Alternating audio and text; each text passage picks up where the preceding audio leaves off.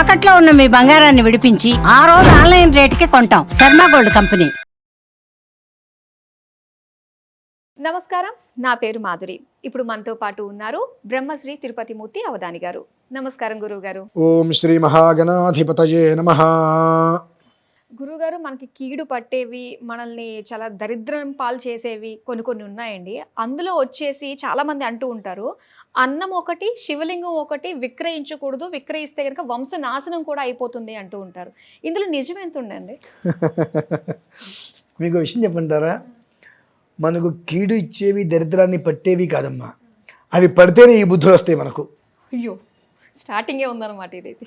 మనకు ఆ కీడు దరిద్రం పడితేనే ఇటువంటి బుద్ధులు వస్తాయి. అంటే మా పూర్వకాలంలో ఉన్న విధానానికి ఇప్పటి కాలంలో ఉన్న విధానానికి చాలా వ్యత్యాసం ఉంది. కానీ ఎప్పుడైనా సరే ఎక్కడైనా సరే అన్నాన్ని మనం కొనకూడదు. డబ్బులు ఇచ్చి అన్నం డబ్బులు ఇచ్చి మనం కొనకూడదు. డబ్బులు తీసుకుని అన్నం అమ్మకూడదు. అలా అని ఉచితంగా మనం తినకూడదు. మరి ఎలా? సత్రంలో భోజనం పెట్టారు, అన్నదాన సమారాధనకి ఇంకో మీకు ఏదో ఇస్తున్నా, లేదంటే 2 బస్తాలు బియ్యం పంపిస్తున్నా అని వేరు. అంతేగాని అన్నప్రసాద వితరణకి నేను ఇస్తున్నా అనేటువంటిది, అంటే నేను తిన్నందుకు నీకు ఇస్తున్నా అనే భావన అక్కడ రావద్దు. నేను తిన్నందుకు నీకు ఇస్తున్నా అనే భావన రాకుండా ఉన్నట్టు నేను ఏం ఇవ్వాలి? అక్కడ నలుగురికి వెళ్ళి ఒక సత్రంలో భోజనం చేశారు. ఒక హోటల్లో భోజనం చేస్తే ఎంత ఖర్చు అవుతుంది? అంతకు మించి రెట్టింపు ఇవ్వాలమ్మా. ఇక్కడ అంతకు మించి ఇక్కడ రెట్టింపు చేతిలో పెట్టేసేసి, పేర్లు వద్దు మనవి, మన పేర్లు ఎవరివి లేకుండా భగవత్ కైంకర్యార్థం అని చెప్పి రసీదు ఉండాల్సిందే ప్రతి, కాబట్టి భగవత్ కైంకర్యార్థం అని చెప్పేసి వచ్చేసేసేయండి. ఆ రసీదు కూడా లెక్కల్లోకి వాళ్ళకి కావాలి, మన దగ్గర ఉంచుకోవాల్సిన అవసరం లేదు, పక్కన పడేసేసేయండి. అట్టి ప్రామాణికం. ఇప్పుడు ఇదొకటి కదమ్మా, అన్న విక్రయ, కన్యా విక్రయ, గో విక్రయ. గో విక్రయ కూడా. ఆ సంకల్పం చెప్పుకుంటూ వస్తే మనం ఎందుకు బ్రతుకున్నామని బాధపడతాం మనం. ఇందులో కొన్ని సంకల్పాలు ఉంటాయమ్మా, జీవ ప్రాయశ్చిత్తాలు, సర్వ ప్రాయశ్చిత్తాలు అని చెప్పి. అది చెప్పుకుంటూ పోతే అసలు మనం ఎందుకు బ్రతుకున్నామో అర్థం కాదు. కాబట్టి కొన్నే తెలియజేస్తాము, బయటకు కూడా అన్నీ తెలియజేయం. అన్నీ తెలియజేస్తే దాన్ని విషయం గ్రహించుకోలేక ద్వంద్వార్థాలు తీసి సర్వనాశనం చేస్తారు జనాలంతా. కాబట్టి అన్ని విషయాల్ని బయటికి చెప్పకూడదు కూడా. చెప్పడం మొదలు పెడితే పరద్రవ్యం ఏదైనా సరే, అది నాది కాని వస్తువు నేను తీసుకున్న పాపమే. అన్నం పడేయటము పాపమే. ఇవి ఒక రకమైన పాపం కాదమ్మా. ఎంగిలి తింటాం అంతకుమించి పాపం. ఎంగిలి తింటాం అంతకుమించి పాపం. అన్నిట్లకి మించి ఉత్కృష్టమైన పాపం మంచినీళ్ళు నించొని తాగటం. చెప్పుకుంటూ పోతే మనిషి అవి విన్నప్పుడల్లా ముందు వాడిని చంపేయాలి, ఏదంటే నేను చచ్చిపోవాలి అన్నంత కోపాలు వస్తాయి జనాలకి. చాలా ఉందండి తెలుసుకోవడానికి అయితే ఇందులో చెబుతున్నాడు, మంచినీళ్ళు తాగడం వల్ల అటు మంచినీళ్ళు నించొని తాగుతూ దానివల్ల ఏంటనే విషయం చెబితే, మంచినీళ్ళు తాగిన ప్రతివాడికి నేనే గుర్తొస్తా, నా పేక పట్టుకొని చంపేస్తారు వాడు. అది పాపం ఎలా అవుతుందండి? మనకు దాహం వేసినప్పుడు మన కోసం మనం తీసుకుంటాం. తాగటానికి నించోని తాగడానికి తేడా చెప్తున్నా. ప్రతిదీ ఒక విధానం ఉంటుందండి. ఇలా నడిపించాలి, ఎలా అయినా నడిపించడం వేరు, ఇలానే నడవాలి అనేటువంటిది ఒకటి ఉన్నది మనకు.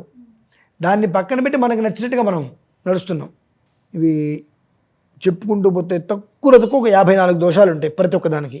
చీమ చిటుక్కుమన్న దోషమే. నిద్ర లేవగానే స్పర్శ భూమి తగిలించకపోతే పాపం. ఈ పాపాల మూడు చిట్ట చెప్పుకుంటూ వెళ్తే దారిలో కనిపిస్తున్నాను రాయి తీస్తారు పట్టుకొని. ఆ రోజస్తమానంలో మనం అట్లీస్ట్ వాటి నుంచి తప్పించుకోవడానికి ఏం చేయొచ్చు అన్నది చెప్తున్నాను. అంటే ఇక్కడ ప్రతి ఒక్కటి కూడా దోషం కానిది ఏది లేదు, ప్రతిదీ దోషభూయిష్టమే. కానీ ఆ దోషం మనకు తగలకుండా మనం ముందుకు వెళ్ళాలంటే నువ్వు ఏ పని చేస్తున్నా కృష్ణ అక్షయం, తండ్రి రక్షమాం, 2 పదాలు మనం.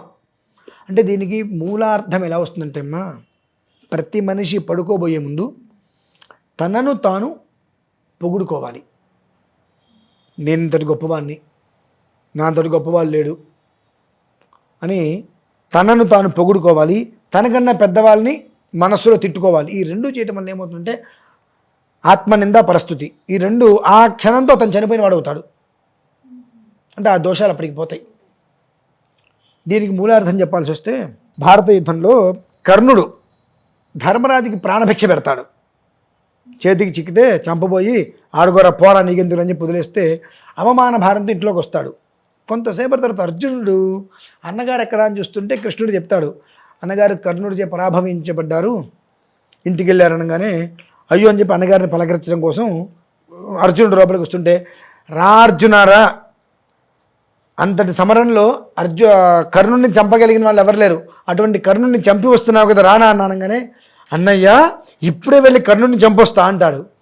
ఓరి అఘాయిత్యమ్మ అండా, నువ్వు ఎందుకురా ఇంకా బ్రతుకున్నావు, నువ్వెందుకు నీ గాంధీవం దేనికిరా పోవదలికి అనగానే అర్జునుడికి చాలా కోపం వస్తుంది. అన్నగారి మీద కత్తెత్తుతాడు. ఎందుకని? గాంధీవాన్ని ఎవరేమన్నా సరే వాళ్ళని చంపేస్తానని చెప్పి అన్నగారి పాదాల మీద ప్రమాణం చేశాడు. అంటే ఇది సూక్ష్మ ధర్మాలమ్మ, ఇవి సూక్ష్మ ధర్మాలు. కర్ణుణ్ణి చంపకుండా వచ్చాడని చెప్పి నువ్వు ఇంత గొప్పవాడు అని భావించాను, ఇంకా నీకెందుకు గాంధీవం, పోవతలికి పో, గాంధీవం పక్కన పడి అంటే, గాంధీవాన్ని కనుక ఎవరైనా తిడితే వాళ్ళని సంహరిస్తా అని అన్నగారి పాదాల మీద ప్రమాణం చేశాడు. కాబట్టి అన్నగారిని సంహరించడానికి వస్తాడు. వెంటనే ఎవరెవరు రాఘరాబాబు అని చెప్పి కృష్ణ పరమాత్మ అవుతాడు. ఏం చేస్తున్నారు అనగానే, బాబా గాంధీవాన్ని ఎవరు తిట్టినా వాళ్ళని సంహరిస్తానని చెప్పి అన్నగారి పాదాల మీద ముట్టివేశా, కాబట్టి అన్నగారు సంహరించాల్సిందే. ఓ పంచి, కాబట్టి అన్నగారిని నేను సంహరించవలసిందే. అరే తప్పురా అన్నగారురా, అది కరెక్ట్ కాదురా, నేను మధ్యలో ఉంటా కదా, నేను మాట్లాడతా, ఇంకో ఆలోచన చెయ్యి అనగానే వెంటనే ఆ గాంధీవంతు తనను తాను చంపుకోబోతాడు. నువ్వు ఏం చేస్తున్నావు రా పిచ్చివాడా అంటే, అన్నగారిని తిట్టా, అన్నగారు ధర్మాత్ముడు, అన్నగారిని ఎవరైతే తిడతారో వాళ్ళు చచ్చిపోవాలని చెప్పి నీ మీద ప్రమాణం చేశా, కాబట్టి అన్నగారిని నేను తిట్టే కాబట్టి నేను బ్రతకుండకూడదు, కాబట్టి నేను చంపుకుంటా అంటాడు. అరే నీ మొహం మండ, అక్కర్లేదురా, నిన్ను నువ్వు తిట్టుకో, నిన్ను నువ్వు పొగుడుకో, అప్పుడేమవుతుంది? ఆత్మస్థుతి, పరనింద. ఆత్మస్థుతి నువ్వు చేసుకుంటావు, నువ్వు చచ్చిపోయిన వాడివి. పరనింద చేసావు కదా, ఇప్పుడు ఆత్మస్థుతి చేసుకో, అప్పుడు నీకు నువ్వు చనిపోయిన వాడి కింద రక్కవుతాను. తానేదో నా అంతటి గొప్ప బాల్యుడు, నేను ఇంద్రుని చంద్రుని చెప్పి.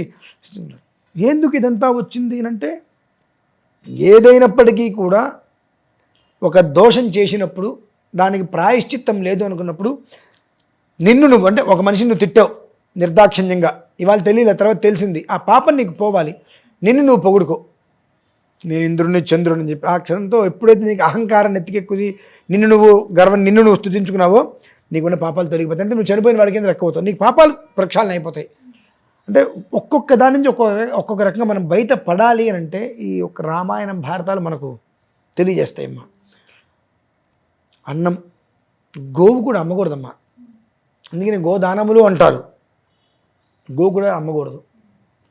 కన్యాదానాలు, ఈ కట్నాలు వ్యవహారాలు వీటిలన్నిటి వలన మనిషి దుష్ట సహవాసాలకి లోనవుతున్నాడు, పూర్తిగా తనను తాను మర్చిపోతున్నాడు.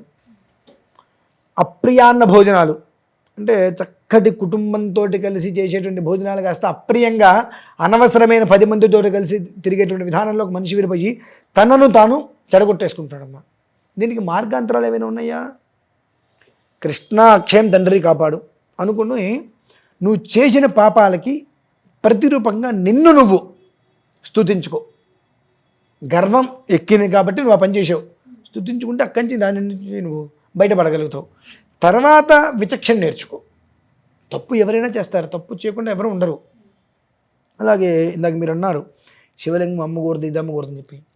వాస్తవానికి ఏది అమ్మటం కొనటం అనేటువంటిది రసాయనాల్లో కానీ లోహంలో కానీ ఉండకూడదండి.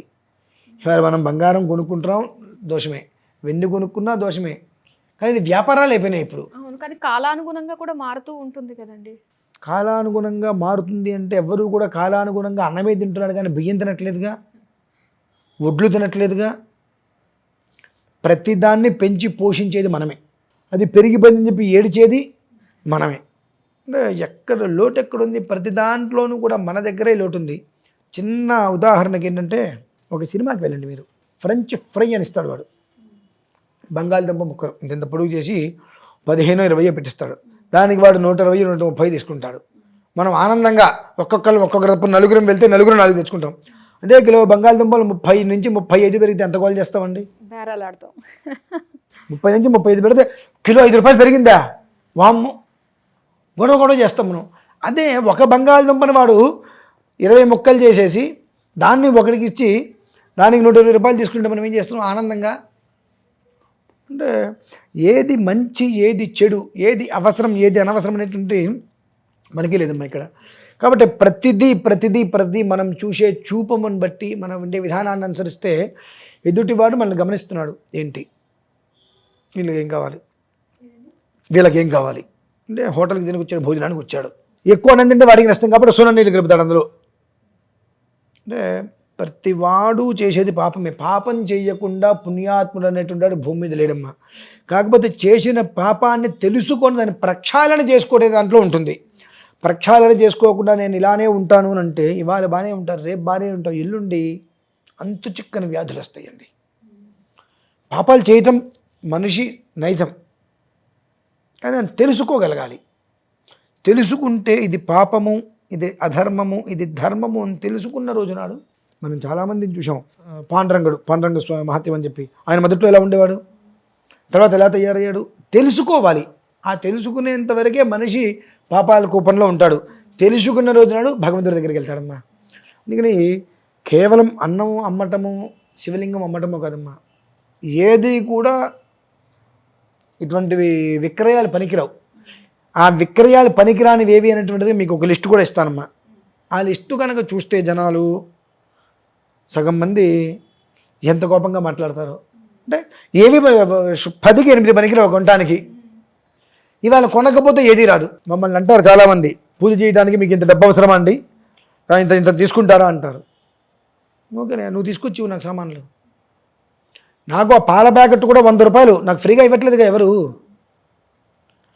నేను పాల ప్యాకెట్ 100 రూపాయలు పెట్టుకొని నీకు 10 రూపాయలు పెట్టి నేను ఎలా పూజ చేయిస్తాను? అంటే కొన్ని ధర్మాలు ఆపద్ధర్మాలు ఉంటాయండి. ఆపద్ధర్మాన్ని అలానే అనుసరించాలి, ధర్మాన్ని ఇలానే అనుసరించాలి. ఇవి ఎప్పుడైనా తేడా వచ్చినప్పుడు దానికి వెంటనే ఆ పరిహార మార్గం ఏంటి అనేది మనం అన్వేషించుకుంటే ఆ తర్వాత జ్ఞానం అనేటువంటిది మనకు వృద్ధి చెందుతుందమ్మా. అంతే. తెలుసుకునేంత వరకు చీకటి, తెలుసుకున్న తర్వాత వెలుగు, రెండిట్లకి అదే మూలం. ఓకే గురుగారు, చాలా విషయాలు తెలియజేశారు. నిజంగా ఇన్నున్నాయా, ప్రతిదీ విక్రయించడం వల్ల ఇలాంటి పరిస్థితులు వస్తాయా, అవి ఏవేమిటి మనం విక్రయించకూడదు, తెలుసుకుంటే మంచిది, దానికి తగ్గట్టుగా పాప ప్రక్షాళన కూడా చేసుకోవడం కూడా చాలా మంచిది అన్న విషయాలు తెలియజేసినందుకు ధన్యవాదాలండి. చాలా మంచి విషయాలు తెలుసుకున్నాం కదండి. మరి ఇలాంటి మంచి మంచి విషయాలు తెలుసుకోవడానికి మనల్ని ఫాలో అయిపోండి, సుమన్ టీవీని సబ్స్క్రైబ్ చేసుకోండి. మరో కార్యక్రమంలో మళ్ళీ మీ ముందుకు వచ్చేస్తాం. అంతవరకు సెలవు, నమస్తే.